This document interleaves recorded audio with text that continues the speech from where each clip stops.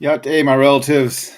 Hello, this is Mark Charles. It is Wednesday afternoon, March 16th, and I am still, believe it or not, sitting down to my second cup of coffee. It's a bit late. It's actually iced coffee instead of a hot cup of coffee, which I would normally drink in the morning. But I wanted to talk about what happened this morning with President Zelensky's appeal to the joint session of Congress and to President Biden for assistance in Ukraine. And I've been thinking about this and pondering it. I've listened to the speech twice, and I wanted to share a few thoughts with you today.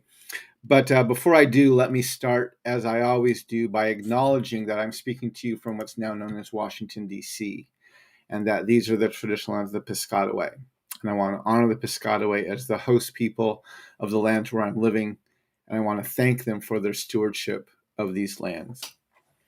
And I just want to state how humbled I am to be living on these lands today. The war that's going on in Ukraine is atrocious. There's no doubt about it. What Vladimir Putin is doing is absolutely unjust and needs to come to an end, and he needs to be held accountable. I do not deny that for a moment. And the people of Ukraine and President Zelensky are doing an admirable job of fighting for their nation and fighting against even impossible odds. My heart bleeds for the 3 million refugees who have fled Ukraine. And my heart bleeds for the pain and the suffering and the destruction that's happening in their home and in their country and all around them. But again, we have to remember, and while we are being told by the media over and over and over again how unjust this war is, and we're being told how it needs to come to an end, which it absolutely does, we have to remember that our nation is not on the side of justice. That's not what our media is advocating for, and that's not what our nation's advocating for. We are a deeply, deeply colonial nation who has never wrestled with the injustice of our own history and our own present reality. And so we fight for things with a value for imperialism, with an implicit understanding of the myth of our own exceptionalism, which is rooted in the lie of white supremacy. And to prove this point, right, just to prove the point, most of you probably never heard, but in the last 4 days, and this struck me because I think it was even Monday, it might have been Monday or Sunday, I was driving to watch the sunrise, and I was listening to the news, and I heard that there had been a mass execution in Saudi Arabia. 81 people. And they actually use the term mass execution in 81 people. And again, those words they trigger me because of the hanging of the Dakota 38 and what our own nation did to ourselves. And if you read the story, it is absolutely true. 4 or 5 days ago, Saudi Arabia executed 81 people in its largest ever mass execution. It made the news. There's a few stories. I think each outlet did one story on it. But the horrificness of this was not called out, and it didn't really make the headlines. If you look at the UN news site, they decry this execution of 81 people. If you look at this other site of called EJI, and they also, which is a social justice website, they also decried the injustice of this, pointing out that there is a good chance, and most international organizations do not have confidence that the people who were executed were given a fair trial, and that Saudi Arabia's definition of who a terrorist is, which is what they claim most of these people were, is so incredibly broad that they could be executed merely for just having dissent or being involved in protests. And So again, but our our media has said so little about this. And I even did a search and looked through several articles today about, has President Biden said anything? And no, he hasn't. There's been no outcry from our government or from the media in the West about this horrific injustice. And why is that? Right? Why are we all hearts bleeding with Ukraine? And yet there's other atrocities going on around the world that don't barely even make our news or come into our orbit of consciousness. And again, we have to remember Russia is not an ally. They are a foe of ours, and they are attacking white people. Saudi Arabia is an ally of ours, and they are killing mostly Muslims, mostly Shiite Muslims, and other minority groups and people. And that's why we're not hearing about it, right? Because our fight in Russia is impacting the price of oil, and Saudi Arabia is another major exporter of oil, right? And they're an ally of ours. So we don't push them on issues like this. And we don't talk about these. They don't come to the forefront of our consciousness as a nation. And so while we do need to be fighting for justice in Ukraine, and we need to be working to hold Vladimir Putin and Russia accountable for the atrocities that they are committing, let's not pretend that we are this altruistic nation who believes in justice and equality. That's not true. We gladly and frequently turn a blind eye when it doesn't serve our economic interests or our political goals, which is exactly what we've done with what has been going on in Saudi Arabia. And so again, we have to keep this in the forefront of our minds. The next thing I wanted to talk about was, I wanted to talk briefly about President Zelensky's address to our joint session of Congress today. If you didn't get a chance to see it, it wasn't very long. It was about 20 minutes long, and it was spoken mostly through a translator. I'm going to put a link into it from C-SPAN here, where if you'd like to view it in C-SPAN. And I'm also going to put in a link in a minute, because they showed a video of Ukraine and the devastation the war has brought on the country of Ukraine and the people of Ukraine. They showed it in the middle of his address, and it was very powerful. The thing that struck me most as I listened to this address twice, there were two things that really struck me. Which is how desperate and first of all, how valiant the people of Ukraine are, and how they are fighting and standing up against Russia in the midst of this incredible atrocities that are being committed against them. But B, how they're very aware that they need the help of the West and of the United States and other nations, and are pleading. And actually, President Zelenskyy was very clear. He asked directly for the establishment of a no-fly zone, which would involve using NATO and US military aircraft to keep those skies clear, which would become a direct engagement and a direct confrontation, which is something that President Biden has wisely said he's not willing to do at this moment. And I will talk more about that later. But what kind of caught me by surprise about President Zelensky's address, was how frequently and both subtly and explicitly it alluded to the myth of American exceptionalism, right? And also played on the fears of many Americans. Near the beginning of his speech, he talked about the greatness of our nation and Mount Rushmore, and how we've put these great presidents of ours on this mountain. Forgot to mention that we stole it from Native peoples, and that many of these presidents were genocidal. He then went on to reference both the atrocities and the attacks in Pearl Harbor, as well as on 9/11, which are two very fearful events, for white people, especially for white Americans, especially. Um, and then he asked directly for a no-fly zone, acknowledging that he probably wasn't going to get that, and then asked for better defense systems and more aircraft and other things that they could use. And then he alluded to Dr. King and I Have a Dream and the difference and how he has a need, and went back to connecting it with Dr. King's I Have a Dream.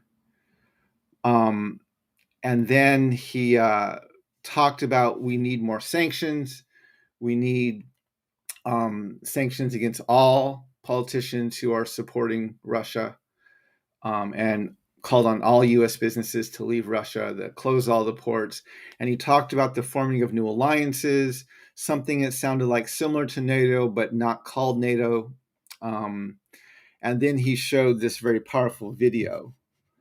And I'm going to give you a link to that video. It's in the middle of his address, and so I bookmarked it in on the C-SPAN video. And so if you click on this link here, it will take you directly. And it's gut wrenching because it shows the devastation. It shows the before and after pictures of the nation, of the people, and even of many landmarks and buildings and cities.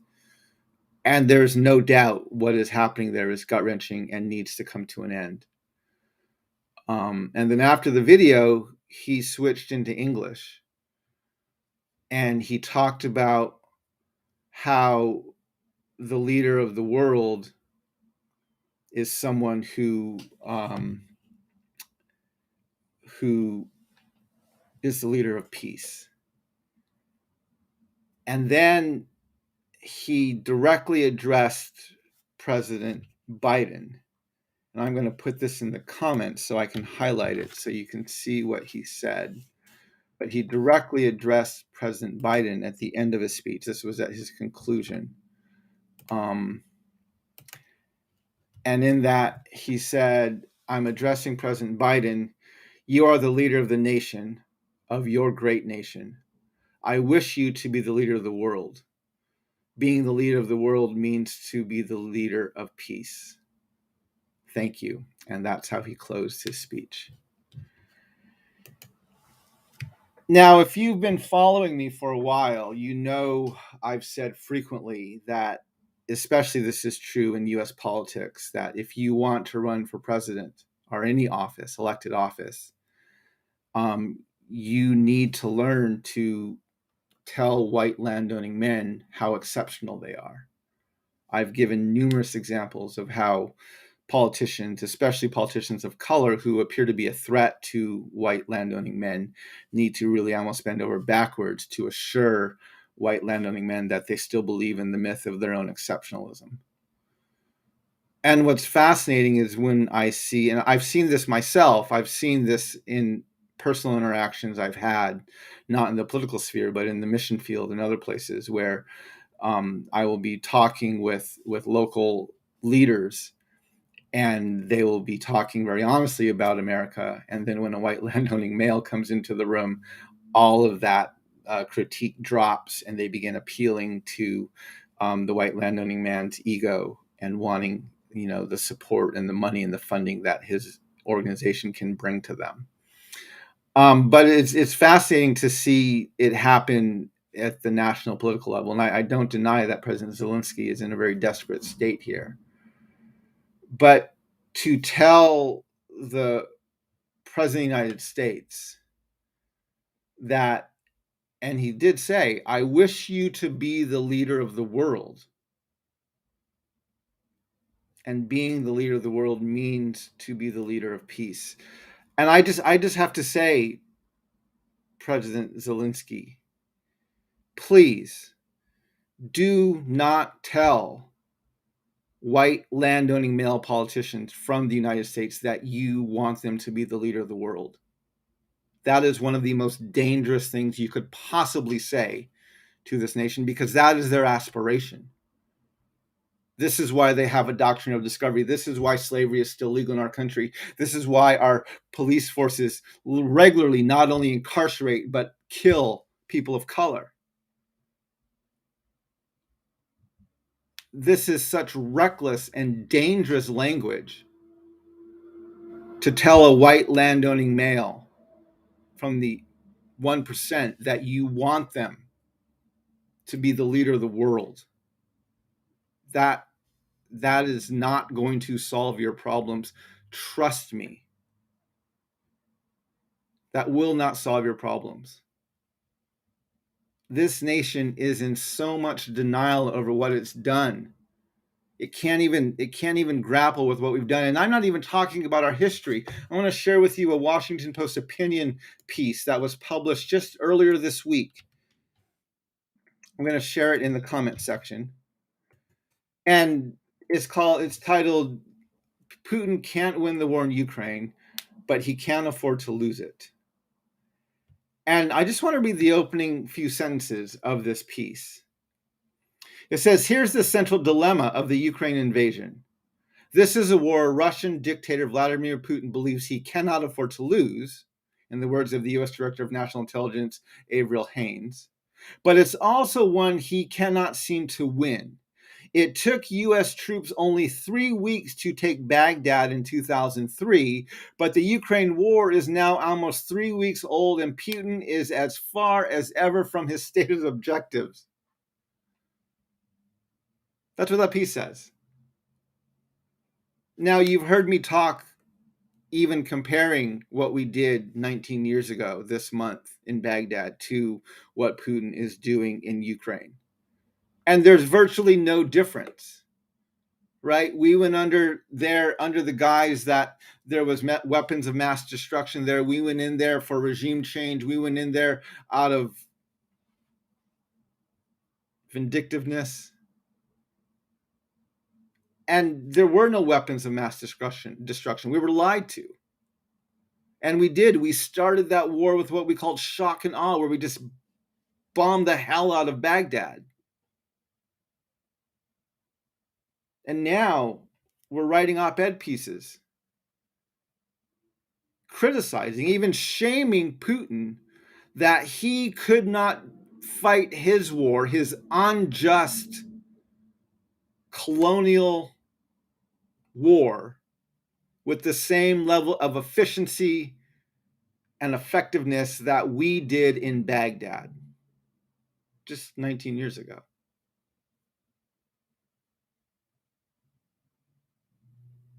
Do not tell white landowning male presidents from the United States that you want them to be the leader of the world, because that is their aspiration. That is their dream.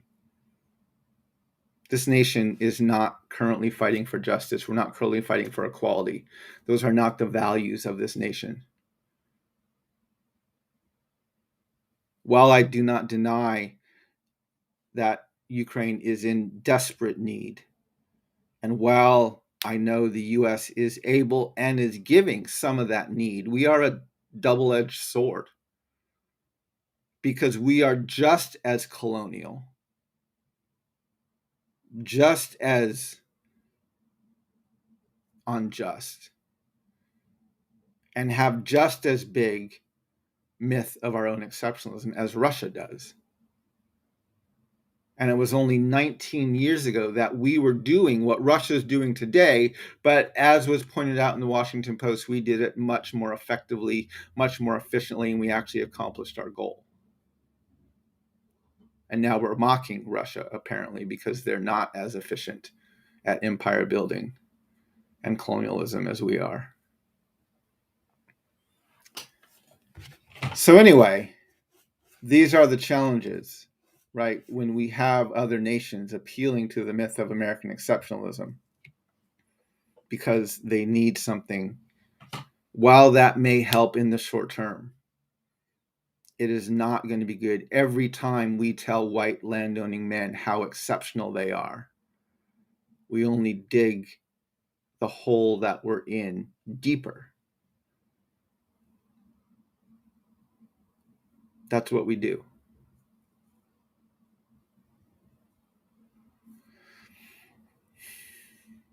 We need to decenter white landowning men like Putin, like Joe Biden, like Donald Trump. We need to. And the world has to stop believing and treating white landowning men like they're its savior, because they're not. We have to stop affirming the myth of their own exceptionalism, which is absolutely rooted in the lie of white supremacy. Yes, we need to ask for their help. Yes, we need to find a way to respond to this as a global community, but we do not need to do it by telling them we want them to rule the world.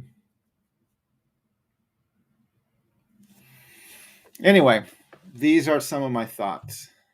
There's a lot that we have to talk about regarding this, and especially regarding some of these themes. And I am going to continue to try to address this, and even to talk about what we need to be doing better as a nation. And what are the conversations that we really need to be having in regards to what's going on right now. As the world is, once again, at least part of the world is looking to the US as its savior, what is the conversation we need to be having as Americans, even decentering ourselves and acknowledging we are not the savior, while we do have a ton of responsibility to use the resources that we have to make sure these injustices don't happen. So anyway, those are some of the thoughts I wanted to share with each of you.